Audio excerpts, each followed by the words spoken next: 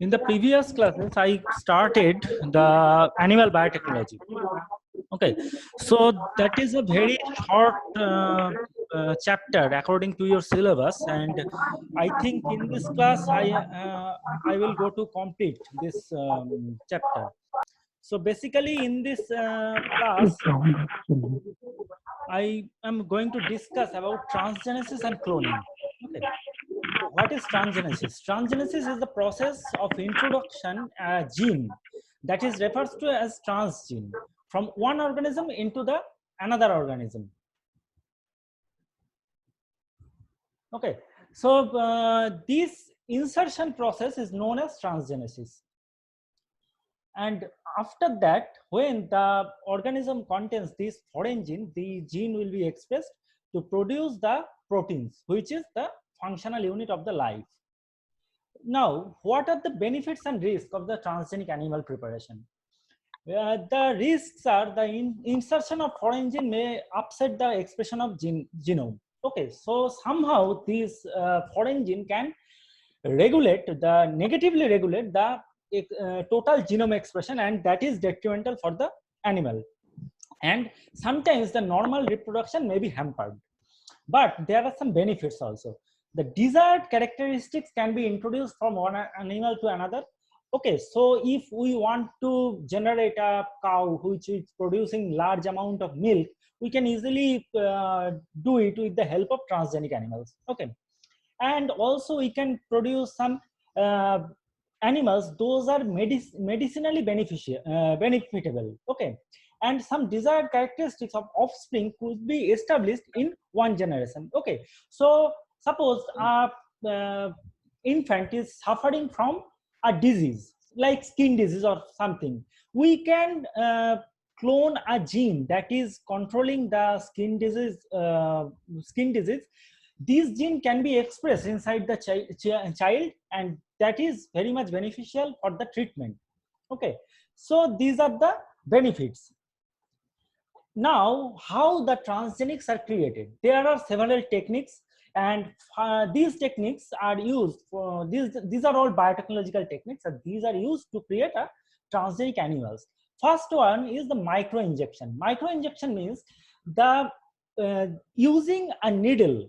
You all have seen the syringe or injection syringe. Okay, but the micro injection is not like that. It is called micro injection. That means the injection size is much more lesser than our normal syringe, and using that syringe, the genetic material is injected into the animal cell.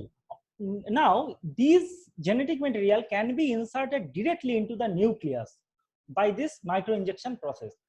Second one is the embryonic stem cell manipulation. That means when the stem cell, you all know that stem cell is the cell from which any type of organ can be developed. These cells are known as stem cells. Okay, so these cells manipulation can be done using some gene modification, and this gene modification often contains the homologous recombination. Okay, and sometimes it contains some pre-LOX-P systems, that is in the third one. And using all these techniques, we are able to manipulate the gene. Okay, so now we can use the viral vector for this purpose. The vector is the extra chromosomal DNA that that is used for the transportation of genetic material, the foreign genetic material. Vectors means the carrier. Okay, this cytoplasmic injection is resembles to the micro injection, where the cytoplasmic organelles, those are carrying the nuclear material. That means often these are mitochondria and plastid. Except nucleus, the mitochondria and plastids also contain the genetic material. So when we use cytoplasmic injection method, we can manipulate these extra chromosomal DNAs. Okay, primordial germ cell. These germ cells are some sort of germ cells which are used for the production of chimeric animals. Okay, these chimeric animals means the animals those are possessing different animals behavior or animals characteristics. And the last one is the spermatogonial manipulation. That means the modification used in the sperm cell or ovum cell. Okay, and these methods are generally used for producing the transgenic animals. So, but there are some several higher technological methods, or these are known as the second generation methods. Those are recently used in our biological system. That is lentiviral transfer of oocyte and zygote. That means the virus that is known as the lentivirus that is used as a vector. I previously told that the viral vector, the lentivirus is a type of viral vector which combines with the micro injection process. This viral genome is injected into the zygote or ovary or the oocyte. Okay, this technique is very much useful for the expression of foreign gene and the production of transgenic animals. The second one is the chimeric generation by injecting the pluripotent stem cell. These are known as embryonic stem cells. Okay, embryonic stem cells are used for this type of chimeric production, and when the blastocysts are cultured in CESM media, they are using some NHS MV viral vector. This is a viral vector. Okay, and this viral vector is used for the production of these foreign gene. Here the GFP is the foreign gene, that means the green fluorescent protein. Our objective is a production of a chimeric monkey that will express the green fluorescent protein, or that means the monkey when exposed into the ultraviolet ray, the monkey will fluoresce in green color, and that is the total procedure by which we can develop a chimeric monkey. Basically, the morula stage are micro injected with the GFP and virus. Okay, so after the development of chimeric blastocysts, they are transferred into surrogated mother for the production of the resulting organism. So what are the applications? The transgenic animals can be used as the disease model. Okay, so when we are studying some disease and we have to we have to invent the remedy of that disease, we can use this type of transgenic animal. They can used as a food. That means when we use the transgenic cow or transgenic goat, they are used for the meat production. These are used for the drug and industrial production. That means these are used for the milk production, and this is the dairy industry. Also, these are used for the disease control. That means when we use some transgenic insect, those are very much like mosquito. These are very much causing some detrimental diseases like malaria, dengue, etc. If we made a transgenic mosquito, those can control the normal natural population of Anopheles or Aedes mosquito population, and thus these type of transgenic animals can control the disease. These are also used for the xenotransplantation. That means when transplantation means the body part exchange. That means if we have burnt our skin and that needs some plastic surgery related medication, that xenotransplantation means the production of artificial skin. Those skin are generated from the other than human. Okay, these skins are artificially developed inside lab, and these skins are transplanted onto the burnt area of human. Sometimes blood replacement can be done using this transgenic animal technology. The blood replacement can be done, that means the blood cell producing cells, that means the stem cell of blood cells. These are cultured inside laboratory condition, in vitro condition, and from those stem cells the blood can be produced artificially. Sometimes we use these are used for the agricultural technique. That means when we use the transgenic cattle, those are used for the agricultural purpose. That means when we use the male cow or ox for the transgenic purpose, those are very much efficient for the plowing method. And sometimes we are use these transgenic animals for the toxicity and vaccine testing. Next comes the point is cloning. Cloning is the process of taking genetic information from one living thing and creating the identical copies of it. These cloning and transgenesis are too much similar, but transgenesis is the transfer of genetic material, foreign genetic material, and cloning is the creation of identical copies. These are called the clone. So this is the process by which clones can be produced. The meiosis causes the production of gametes. During meiosis, the gametic number of chromosomes are reduced. Okay, the somatic number of chromosomes are reduced into the gametic number of chromosomes. That means when the from somatic cells the gametophyte are produced, the chromosomes numbers are reduced, and when the fertilization done, these reduced chromosomes are joined together to produce the further double the diploid cell of set of cells. Okay, and these cells are used for the production of transgenic. When the egg cells are removed, the nucleus from egg cell is removed, and only the envelope of the cytoplasm of the egg cells are transfected by the donor cell nucleus. That means the egg cell containing the donor cell nucleus and express into the cloned embryo, and this is the process of cloning. So there are three types of cloning. One is DNA cloning or gene cloning. Second one is reproductive cloning, and number three is therapeutic cloning.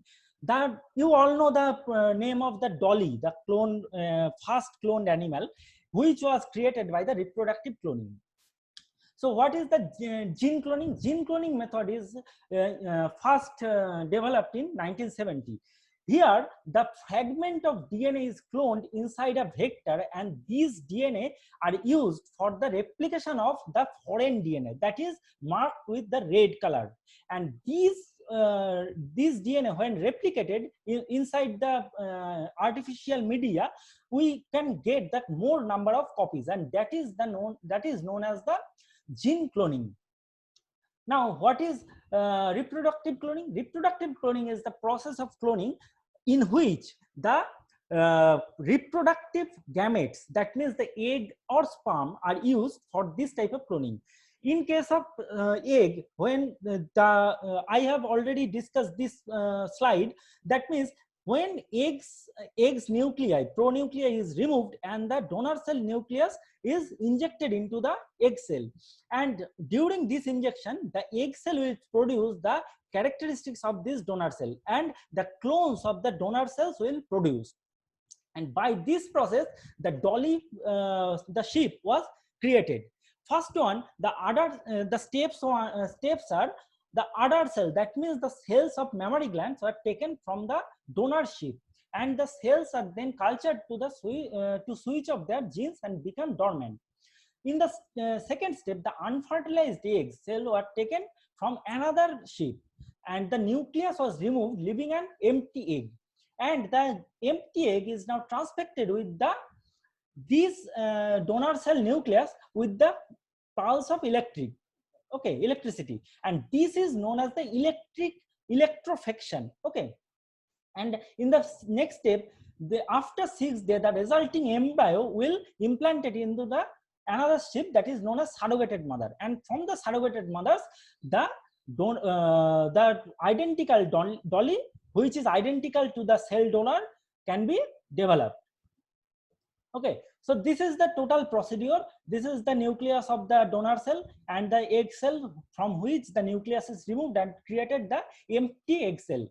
The nucleus is now fused with the empty egg cell to produce the clones. Okay, when the reproductive clones, these clones are transplanted into surrogated mother. Basically this is the zygote. This zygote is transplanted into the surrogated mother. From surrogated mother, the Dolly sheep was developed. Okay, Now, third one is the therapeutic cloning. In the therapeutic cloning, the embryo that is transplanted into the surrogate mother is cultured in tissue, in the tissue culture technique. That means, in case of reproductive cloning, they are cultured into the surrogated mother's womb. But in therapeutic cloning, these cells are cultured in artificial condition. Okay, so that is the basic difference. And during this therapeutic cloning, the cells can grow healthy tissue to replace the injured or diseased tissue in the human body. That I previously told, that these cells are used for the xenotransplantation technique. So what is the benefits? Benefits is the produce whole organs from the cloned stem cells. Okay, so from these tissues, the whole organ can be developed. They produce healthy cells for the transplantation and reduce the need of organ donor. Okay, that means from using this therapeutic cloning technique, we can easily develop the kidneys or some other parts. Those are needs to be transplanted. They are also used for the testing of drugs and understanding of diseases. But there are some risks. That is, sometimes these embryos are killed by the action of some mutagens. Those are present in the chemical media. Okay, so that is the cloning procedure. So what are the advantages and disadvantages? Advantages are there will be an endless supply of animals to clones, and we will never run out of food from animals, because we have been able to clone based on previous efforts. The most famous of these was the first ever cloning of an animal, Dolly, the lamb, which was successful cloning, where Dolly was a healthy lamb. So we can easily develop clones from the help of cloning techniques, and these can be used for the food purpose and used in the industrial production. So there are some disadvantages also. Sometimes these clonings are believed that is quite inhuman. Okay, so there are some ethical issues. Okay, especially that of the religion and some governmental practice which do not want to move forward with this research. Okay, so if we want to clone human, that is beyond our ethics. Okay, so these are the disadvantages. And they think life is just too precious to take away, even it is a clone in which we are testing. So this is the ethical issue, is the main disadvantage of cloning. So what are the applications? Applications are biomedical research.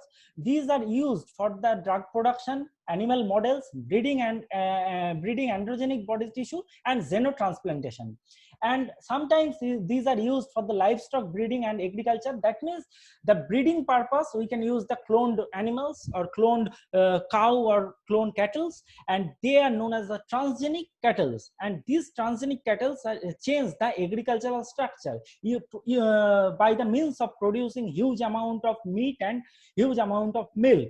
Okay, so according to FDA, that means Food Corporation of Food Development Board Authority, the meat and milk from cow, pig, goat clones and the offspring of any clones are safe as food, and we can eat it every day. And the main use of clones is to produce breeding stock, not food. That breeding stocks means the production of breeders. That means the ox or the male cow, male buffalo, those are used for the breeding purpose. So students, this is the chapter, this is the class in which I have completed the cloning and transgenesis process. Okay, so please go through these slides, and if you have any question, you can ask me now.